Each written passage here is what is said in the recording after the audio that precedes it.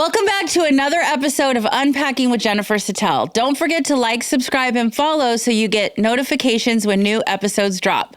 Hot dog! I did it! You don't have to edit that. Just kidding. Okay, hi guys. Welcome back to another day of me telling you things that I love to talk to you about. And I'm very excited to share. I always give you guys a little bit of update on Charlotte, but I want to tell you something that's so funny is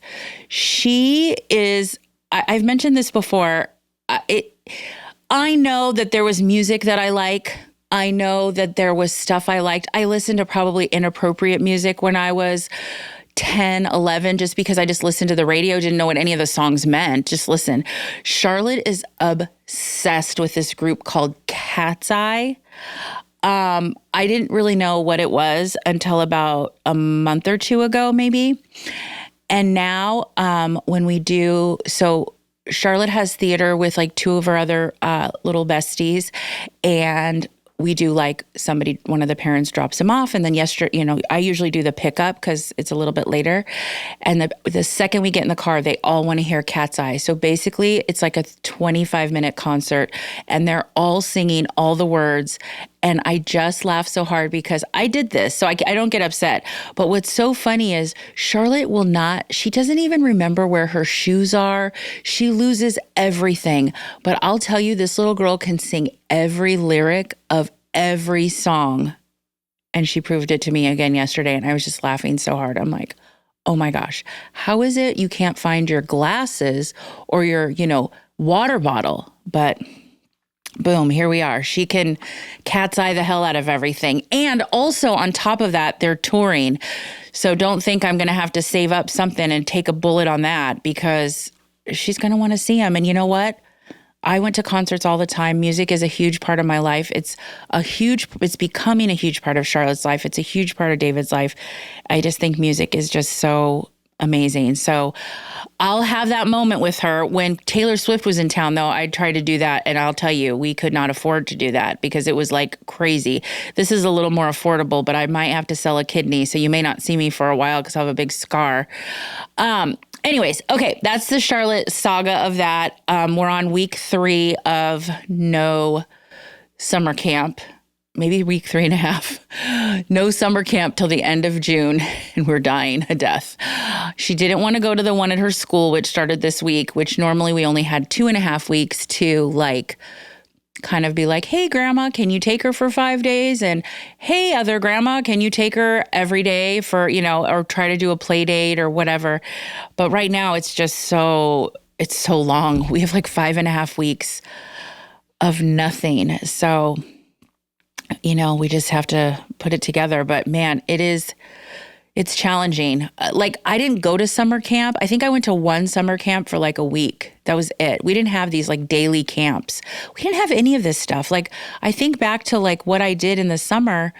I basically just stayed home until my cousin came home. And then if she was gone, she might've been gone at her mom's or whatever. I don't know what I did. I couldn't swim by myself. I had to wait till someone came home, and then I would just swim. And then kids would come over on weekends, and we'd have little barbecues and whatever. But during the week, there was no camp. Camp was me probably watching Days of Our Lives or something. I don't even know. So it's just crazy. And I'm like, people survive without going to camp. We're just dying because we work and we have to work. The day that I don't have to work, I'll never have this conversation, just so you know. Okay, so a couple other things that are happening is I want to talk to you about, as I do, I love talking about organizing, and I will talk about that. But I like to tell you about a couple clients that are, new. A lot of my clients I help on a weekly, sometimes monthly or bi-monthly basis. But then I get new clients too in between, and some of them it's interesting. I really do meet amazing people, and even a lot of the guests that I've had on are my clients that I help and I adore. I met this woman. She reached out to me, left me a message a few weeks ago, and she was like, which made me so happy. She's like, I went to your website, which people do go, but a lot of times they'll just text me and, whatever, they don't maybe take the time to look at my website. She's like, I got your name from somebody and I looked at your website and I also listened to your podcast. And I was like, amazing. And she sounded a little bit older. And I know this, I'm not saying older people don't jump to podcasts, but a lot of them aren't really familiar with podcasts. And I mean, she's definitely older. So, so nice. We talked for like an hour and she was kind of telling me what she needed to do and this and that and the other. But again, you talk, it's fine, whatever. But I go to her house this week, or actually last Friday was my first day. I meet her. I come in, she has like a little cushion to sit down. So she's like, I want to talk. Let's like chat. So we ended up talking for like an hour before I even started anything. She's really, really awesome. She's amazing. But there's a but to that. Not a bad but, just a but. I typically have a lot of control in these environments. I typically go into people's houses and help make decisions that they cannot make, right? They don't know where to start. I help them start. They don't see the vision of how it's going to look. I see the vision. This is what I do. This is what I'm very good at. And I'm also a control freak. Not all the time, but I am.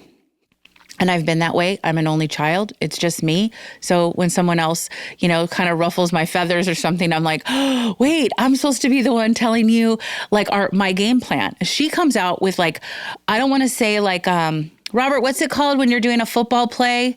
Like, what's the board they use when they're going to do plays? Chalkboard? No, like football plays or soccer plays or like a race board. And they do, what's that called? A whiteboard? Yeah, but what's it called, what you write on it? Your game plan? Your plays? Game plan, maybe. Plays? You're not helping. I'm trying. It's like pulling teeth with this guy. Anyways, she comes out with basically like a whiteboard and her strategy for the whole game. And I'm like, okay, which is fine. People sometimes will tell me, this is what I want to do. They kind of give me the big picture and then I dissect it, right? No. She's down to, I'm going to make the labels. This is what I want to do. We're going to set up tables. We're going to do this. We're going to do that, which is great. But she does not want to, she's very involved. So like I will be in the middle of looking at something and she'll be right there. And which is fine. She wants to be involved.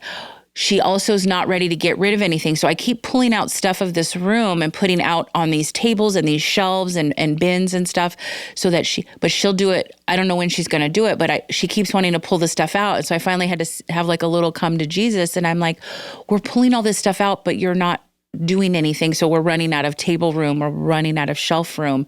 And like, we can't make progress because nothing's happening. So I can pull out everything, but if you're not touching it or looking at it, or you've had a busy weekend, I'm like, because I love to help. I love to see the progress. So I know that they feel, or in my head, clients feel like, wow, we really did a lot today. But my brain doesn't work like that. And I've had to adjust a lot of times. And people ask me questions of like, have you ever had a situation where you've had like a bad, I don't want to say a bad client, maybe like a tense client, or you didn't. I'm like, I've really been lucky. There's only been a couple instances where I've known that I did not want to offer to help them again. And this was a long time ago. This was probably in the first couple years that I was doing this. I really haven't had that since. I've never had anything minus those first couple years, which I feel were kind of like your test years of just being in a business. I've had a couple people that were really not so great, but they also had warned me about their behaviors and stuff. So I kind of knew going into it. So I didn't take it personally. I mean, I did a little bit, but I didn't take it personally and just whatever. So I go in and I'm like, I'm looking at this space that her and I talked about, and I already have a game plan. She had sent me pictures. And it was nothing. She wanted to do everything like her way, which is great. I mean, it's her house. So, I mean, I'm not saying that. What I'm saying is like, I see this big picture and I'm like, we're tackling it. She's letting me do it, not the way that I would, but that's okay. But also then it's like, it's not going anywhere. So like the first day I got everything set up and I was like, I saw her on a Friday.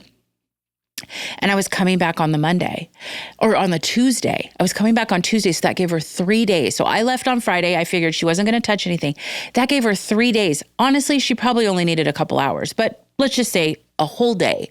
She had a whole day to go through all the stuff that was out on these tables and these shelving units and these small bins. I put stuff, I organized. I still put like painter's tape with labels so she knew what she was going to have to go through.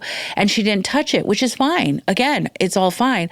But now my plan of pulling all this stuff out and getting stuff done, the thing that I had to learn is she, even though I try to do things, I do things very fast. And I've had people tell me sometimes it's a little too fast. But I'm like, I want her to see progress. I want her to feel really good. And so I told her that the other day. I said, this is the third day I've been here and we still haven't touched anything on this spot. And I don't have any more room. I don't have any room to pull stuff out. And she's like, do you even understand how much progress we've made? And I'm like, I don't feel like we've made any progress. She's like, we've made so much progress. Like I can see, the floor. I'm like, you can see the floor, but the stuff's still outside. It hasn't gone anywhere. There's no destination. So a lot of times clients, I'll give them a pile of stuff that they need to go through, whether it's, I can make decisions, on my own. Some people do not really want to make the decisions. They'll say, like the other day, she's like, what if you think stuff is too young for my sons, like games and if there's still toys left over, this and that, put it aside, but I guarantee you I'll get rid of it because they're really not into that. Every single thing that I thought was not worth keeping, I made a huge pile of, and almost every single thing in there, she's like, you're right, they are too young. Or, these games are too young for them. So it was like 12 trash bags of stuff. Like I didn't do it. Like I wasn't putting it in there. I wanted her to see it. But this new client, she's told me the other day, she's like, I'm going to go through this stuff. I need to make some decisions. And I'm like, well, I can keep pulling stuff out, but I don't have anywhere to put it. And a lot of times with organizing and going into people's homes, it's so overwhelming for people. And I can see that, even like friends that I know, I can see when they're anxious. I can see when they're overwhelmed. I go in, none of this phases me. Do I brag about it? No. Do other things make me anxious? Absolutely.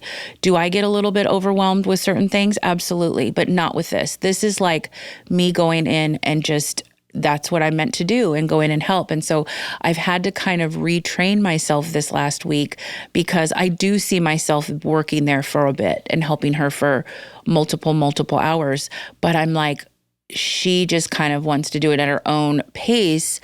And she says there's all this progress and I see zero progress. Zero. So I have to kind of retrain myself and just, kind of step back and I don't have the reins in this one, but I also do see how she's so nice. She's probably one of the nicest people I've ever met. So kind, so sweet.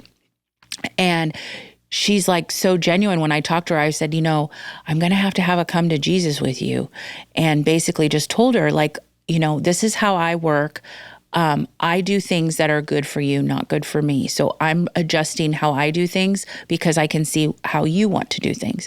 But also, there's only so much room without actually making progress. So we're going to have to start making some progress, or really we're just moving stuff around.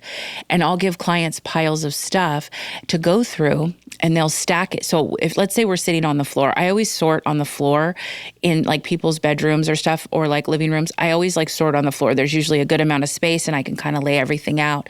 And that's what I do. I take everything out and I sort every single thing, whatever that looks like. Most of it's usually trash, but still. And I'll give them a pile. Let's say I give them a pile of clothes, then I give them a pile of like office supplies and maybe some like makeup, whatever it is. But let's say it's that.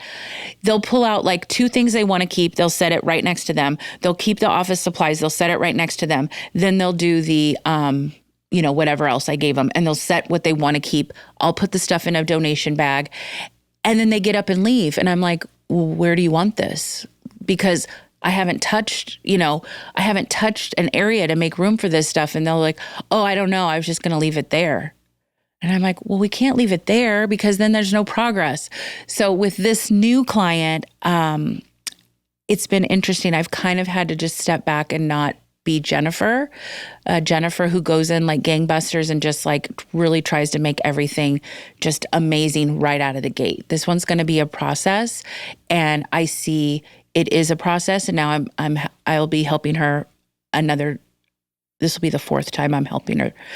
And hopefully we made some progress from the other day. But it's just hard because I go in and I do, and I'm really good at what I do. And I'm not bragging. I am. It's my niche. I just love doing it. But other people don't always beat to my drum, So I had to kind of realign myself with that. And that's been really great too, because she's amazing. She's like such an amazing person. And I really have been so lucky. I go into people's homes. I don't know what I'm walking into at all. And, one time David said to me, he's like, this was a few years ago. He's like, you just walk into these homes, you have no idea what you're walking into. Because I had one instance where it was a little tense between the husband and wife, and that happens a lot. I've seen a lot of tense situations with that. A few fights, a divorce, a lawsuit, another divorce, subpoena in me because I was there and I heard like a whisper of something. Just like the weirdest stuff happens. But really, on one hand, I can count how many times that's happened in 10 years. So he's like, you go into these people's houses, and I really have been so lucky. I've only had a couple moments where I was like, I don't really want to be here, or I don't really feel comfortable in this situation. Some of the things that people ask me when I go into their home or we're talking on the phone, which is, kind of the process. Some people just don't care. There's a little bit of everything. Some people just like, do what you do. I trust you. Some people are like, well, kind of give me an idea of the process. So I always say, and I have said before, is when I go to a house and it's the whole house that's a mess. It's not just me going in to like a kitchen. Sometimes it's just the kitchen, or maybe they're doing a remodel. Like I have someone the other day, they're doing a remodel, so I had to move everything out. That's why we were able to go through all of that stuff, which was like 12 bags of stuff. So, but when you're going into someone's house and they're like, I'm done. I need help. I need help in all these areas, but where should we start? And I'm like, I always say to start in the kitchen. Or what area causes you the most stress? Some people, they don't really cook a lot in the kitchen. Some people really don't cook. Some people have these amazing kitchens and they don't even cook, which I'm not a very good cook. I'm an all right cook, but I cook every night. And so they don't care about the kitchen. They're like, oh, the kitchen's fine. They may have a lot of stuff, but they don't even cook. They order food or they get meal deliveries or whatever. So whatever causes you the most stress. So that could be a playroom, maybe closets. Closets are a big deal. And kitchens, garages, if you're trying to like have a garage again, maybe park a car in a garage. A lot of times we keep a room the way it was set up when you moved in, or we keep the room, people who have designers or interior, designers or decorators, they'll maybe 10 years ago when they came in and set everything up and it's exactly the same. And it's like, hey, we can move stuff around now. It's been time. So how do you want the room to function now? So a lot of times like I said, a designer comes in, they set up a room, they bought you your furniture, they helped you get all this stuff. The room looks great, but now you're kind of evolving. Kids are getting a little bit older, or no kids at all. Maybe you're just like, hey, I don't want oak, or I don't want dark cherry, dark wood. I want light wood. I want bamboo. I want whatever you want. How do you want this room to look? So how can I help you get that set up? And how do we want it to look different? Also, I've talked about, furniture that is your transitioning furniture, like maybe the little toddler bed or the little race car bed is done. Now it's time for a big bed. And how does that look in a small room with space? And how do you see it? Because I can come up with ideas in 5 seconds. I can go into somebody I have a couple clients right now that are talking about getting their closets done. And I'm like, let me sketch it out for you. You can still talk to them, but let me sketch out which would be the best like space utilizer, I guess, if you will.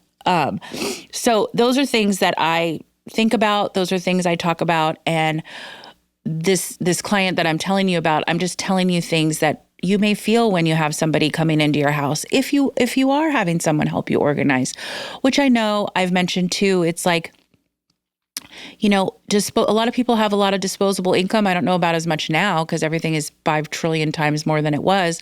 But just remember, peace of mind, like clarity of your mind. Sometimes you skip a couple takeout dinners, or you skip maybe you don't get your nails done every other week, and whatever's going to make your life a little easier. And hopefully you reach out to me for that. But if it's somebody else, just know it makes it a little easier, because for me, I have no emotional attachment going into someone's house, and I completely empathize with them, and I see the struggles sometimes, and I go, hey, we're not going to do that today. But I can go in with a clear mind. When you're standing there in a room that's filled with stuff and you're like, I don't know where to begin, because it's all stuff that you're like, you're involved in it. You're in it. You're in it. But if I look at you and go, do you need that? Do you need all of that? Do you use it? Do you appreciate it? Do you really feel that you'll die if you don't have it? Those are questions you're not going to ask yourself. So how do we maximize the use of bringing an organizer in, or myself, preferably me, in itsproperplace.com, and just let me help you kind of figure this out. So one of the things that a lot of things people have. So as everything is evolving with digital, and who even knows? I don't even know all the other things. I'm so like not tech savvy, but we all know that 70s, 60s, 50s, 80s, 90s, it was all pictures. You got your pictures printed. You did all that. And one thing I see so much in abundance is, and we typically do this because it's a little more tedious, is any pictures we find, any kind of photographs, any whatever, usually goes in a big bin. And I put a label on it that says photos. And then they always say like, I'm going to come back to this, or I want to digitally. Now you can digitally like scan all your photos so that, God forbid, if there was a fire or something, you knew you had them, which I think is a genius thing to do. Realistically, I don't think a lot of people are going to sit there and do that themselves. So I think that that's something that you maybe outsource, and there's companies that do it, but that's such a big space. I don't want to say it's a waster, because I have so many printed photographs, so I cannot say that, but I have scaled it down. During COVID, one of the things I did was I was going through this one box. I was looking for a picture or something, and I looked in this box, and it was like high school pictures and like junior high pictures and stuff. And it wasn't very many, but I was going through and I'm like, why did I take pictures I wasn't even in some of these pictures. And there are people I don't even, like, I remember them, but I wasn't even in the picture. Just like I took a picture, or somebody took a picture, and then I had it printed. So I started like tossing things, or like scenic stuff. Like back then, if I was driving through, my mom and I did a road trip across the country. Every freaking tree, every bush that was in a new area, I would take a picture of. I don't remember where it was, nor does it matter.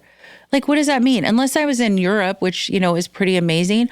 But even now, like, it's just so different. So some of those pictures, it's like grass. I'm like, what the fuck is this? So I just toss it. Like, those are pictures you don't need.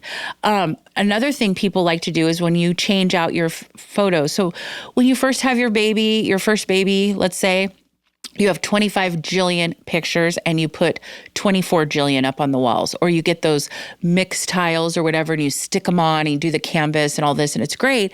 But now they're 14 and those were when they were like a year old. So you pull them down, or maybe you're painting and you put it in a bin. Like, that's stuff that you don't have to keep. Like, the frames sometimes are very dated. You take the picture out and decide what you want to do. Maybe you want to put in another thing, but the frames you can donate. That's just a space waster. And also too, the canvas ones, I'm not saying let's throw away pictures of our kids, because I have a hard time throwing away anything of Charlotte's, picture-wise. Even if I have like a duplicate, I'm kind of like, well, do I need the duplicate? Because what if something happens to this one? I'm like, it's on my phone, like whatever. But one of the things with the canvas ones, you have that on your phone, or you have that on your computer. So you don't need to keep the canvas pictures if you're not going to hang them up again. You know how many times I see bins and bins of that stuff in the garage or in closets, and it's like, that's stuff that does a no-brainer. You don't have to have an emotional attachment. It's just like taking pictures out of the frames and putting the pictures, in the bin of photos, but getting rid of the clunky stuff, like some of those frames. Or when people do like those huge, like 16 by 20 or even bigger frames, and it was like their wedding day, and now they're, been married 30 years, and it's like a big 20-pound frame with a picture, and it's like cherry wood. And you're like, I don't even like that anymore. I don't want stuff on the walls, or I want minimal stuff on the walls, or current pictures, that kind of thing. Those are just like no-brainer things. And a lot of times that's just easy, like bags of bags. the client that I'm helping that I was telling you about in the beginning is she has so many bags of bags. I told her, I said, I don't know if you're going to win the award for the most bags of bags. I said, but if so, I will buy you something. I don't know if that's a Starbucks or I'll make a medal and give it to her because I'm like, what is going on here? And it's all kinds of bags. And there's a reason for every bag, even the Amazon bags that you get your stuff in, she has. And I'm like, what are we saving those for?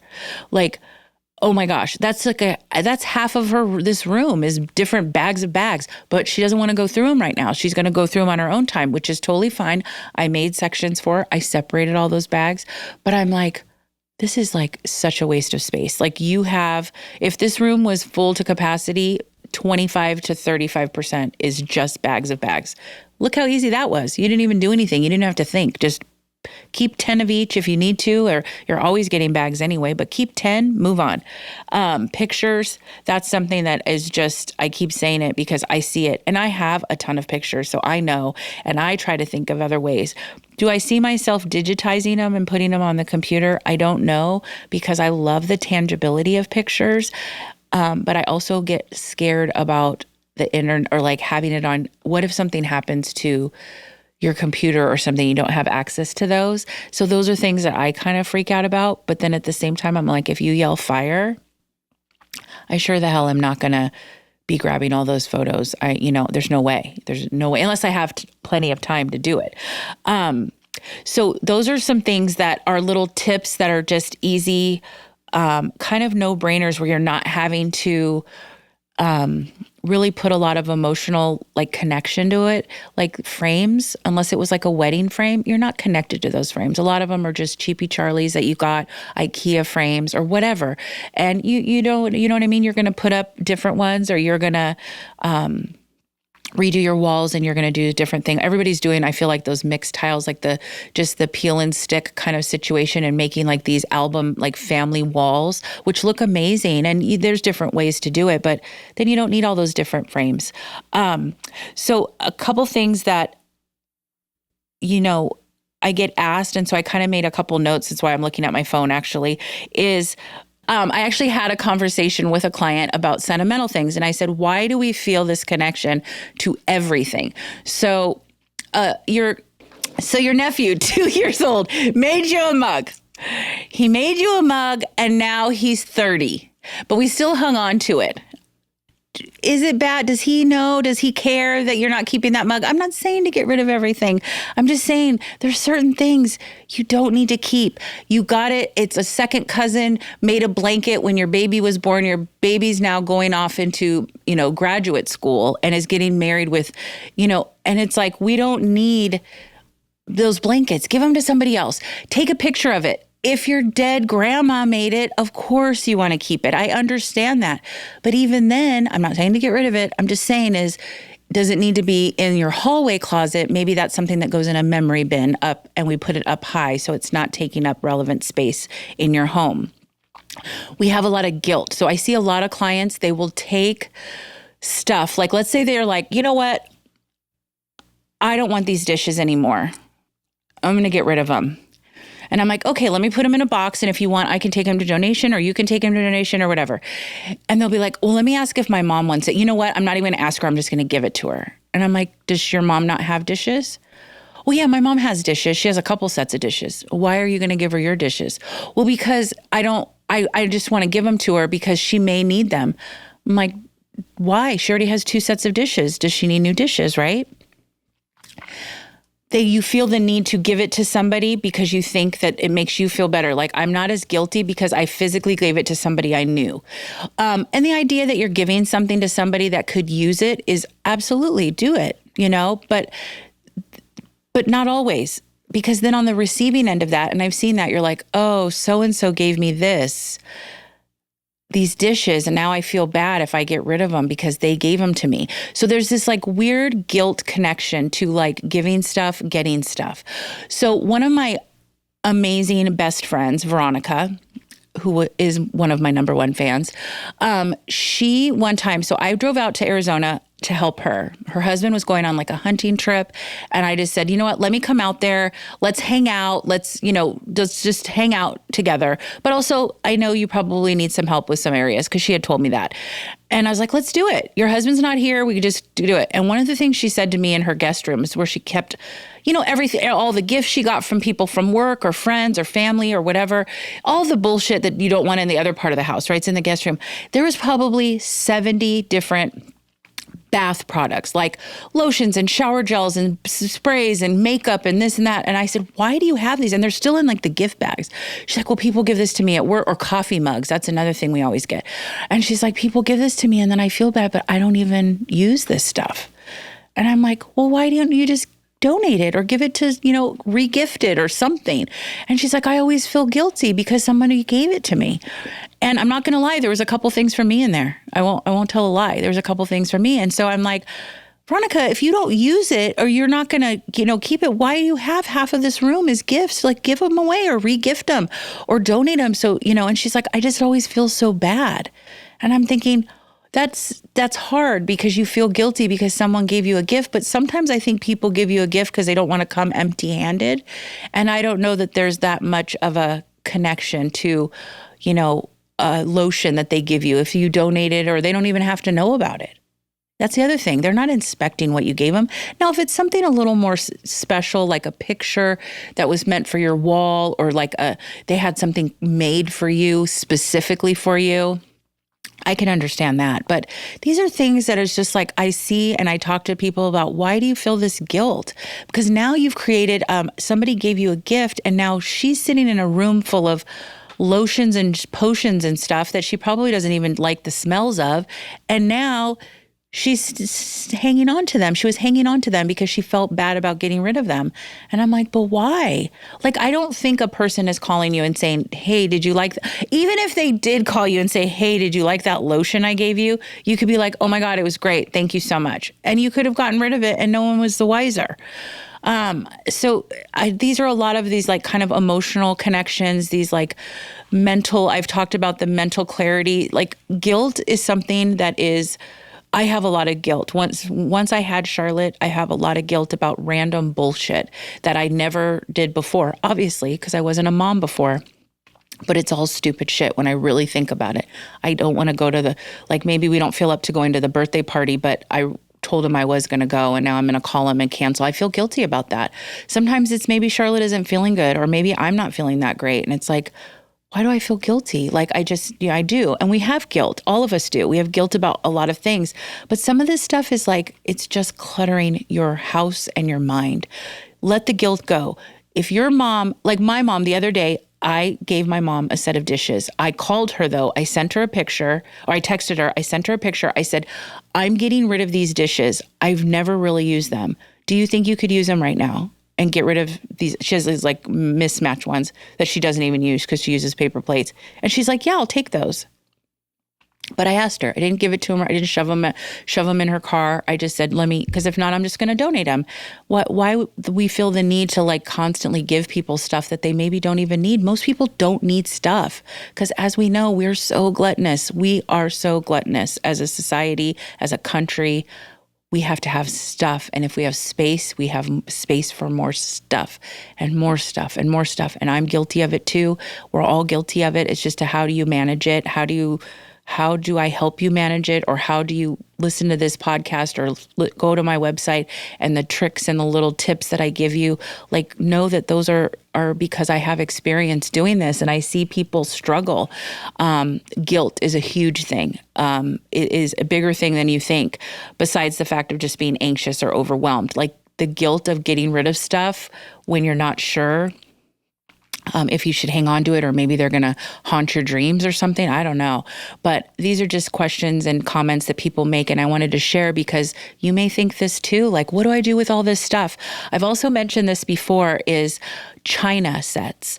So back in the day, totally different generation. Like, I mean, we're talking like, this is stuff you gave back in the 1800s. It was like beautiful dishes, right? Because you had these big parties and you entertained people, or you just always had nice dishes because that was a party thing, was the food and the setup and this and that. And, now you're into the 30s, 20s, 30s, all the way up. people don't use that anymore. And if they do use China, it's maybe once a year or twice a year, maybe during the holidays or something. I can count maybe on one hand, if I have 500 clients, on one hand, how many people actually use their China ever, let alone more than once a year. Like never. So with that being said, we get stuff because it was a thing of the past. It was a thing to have big parties with these platters and all of this stuff and all this amazing stuff and very ostentatious and very like we have buffets, buffet tables that hold all of this stuff and, you know, this, that, and the other. And it's like china cabinets. And I've talked about this before. These are things that it's like really think about. If you have a mega mansion, it doesn't even matter. If you have a 10,000 square foot home or a 1,500 square foot home, it doesn't matter. Do you need these big pieces in your house that are they more of just a presentation piece or are they a functional piece? Obviously, the people in the smaller homes are probably using it for functionality, right? They're trying to store stuff in there.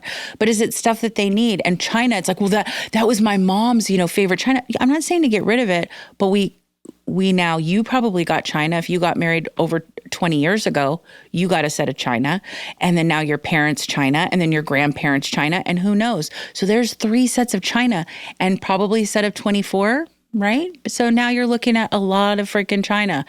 And that's for cups. Most people don't even use the coffee cups that it comes with. So it's like, think about those types of things that you can control without my help. This is just little tips that are saying like, hey, you think about what you're using, what you need, and what is beneficial for you for your day-to-day life.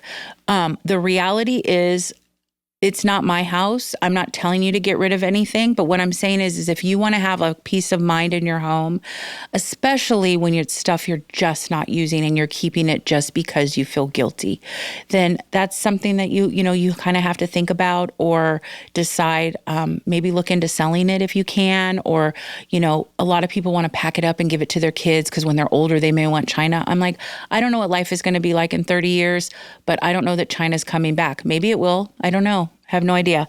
And a couple last things that I wanted to just kind of touch on. Again, these are like tips that are just how to make your room, your space, your life a little bit easier. One of the biggest obstacles that I see so often, and it's a generational thing as well. A lot of this is a generational thing. Paperwork. When my mom was growing up, my mom now, like that age group, baby boomers, I guess, or even before, you kept every piece of paper, every receipt, everything, even the envelopes the shit came in. Now it's like for tax purposes, my mom does taxes. I ask her every year if there's any like changes of like how long, if you have your own business, right? 7 years, you keep your tax, your taxes that you got done. And then if you're just a regular Joe Schmo and you don't have your own business, and it's just 3 years. But that means you just keep the folder that when you got your taxes done, you just keep that because that's all the information that you need. Some people are like, well, what if I get audited? Well, chances are, from what I understand, typically they don't do audits after 3 years unless it's really, really crazy. So right there, like, and people will have bank statements from the 80s, the 90s, early 2000s. Why? You're never referencing those, ever, ever, ever, ever. If it's house stuff for the house you bought, you're going to make a folder, you're going to put it in there. You don't need to keep every book that comes with every appliance that you ever had. And after a while, the warranty's gone. If you've had that refrigerator for 15 years, it's done. There's no warranty on that anymore. You don't need the book. All you can do is Google the model if you really need to figure out something. And chances are, you're going to have somebody come and fix it. So sometimes I'll see drawers in the kitchen with just the books that come with all of the appliances, even down to like the toaster. Like if you need a book for a toaster, maybe you shouldn't be making toast. I don't know. I'm just saying. I don't rule the world, but I'm just saying, I think we know how to make toast. These are just space wasters all the time. Doesn't matter if it's a mega mansion or just a regular single family home. It doesn't matter. This is stuff I see all the time. And I'm like, why are we keeping this? Cords, electrical cords. I am in the studio right now, and I guarantee you, Robert has not purged cords since he was born. I know he uses a lot of the cords, but I've opened up a couple nooks and crannies in here, and there's enough cords to probably build a house of. And that's how it is in every home. Or strangle a person. Or possibly strangle a person. Nobody in particular. But David's the same way. David's like, what if you need this cord? No, there's no what ifs. You don't need a cord. Or a little, keep a couple, But Robert's a little different situation. He has a lot of equipment here. But I guarantee you, because I've opened 2 or 3 of his cabinets, there's a badrillion, which I don't know how many that is exactly, but it's a lot that he's never thrown out. He doesn't look like he throws out stuff either. So, that's a whole other topic of Robert's cord situation and electrical shit he probably doesn't use. But I see that in every house. Bins. I create bins because they're like, well, that's for my husband to look at. Your husband's never going to look at it. Just so you know, your husband is never going to go through those cords. If they're Apple cords, I usually try to separate them because most people that have Apple products, you can decide because you know what's current, and that's a little bit easier than these million-year-old black cords that you don't even know what it goes to or whatever.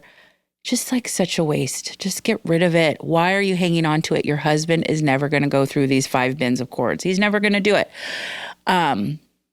So those are some tips and tricks that I get a million questions of, or I see every single time I go to a house.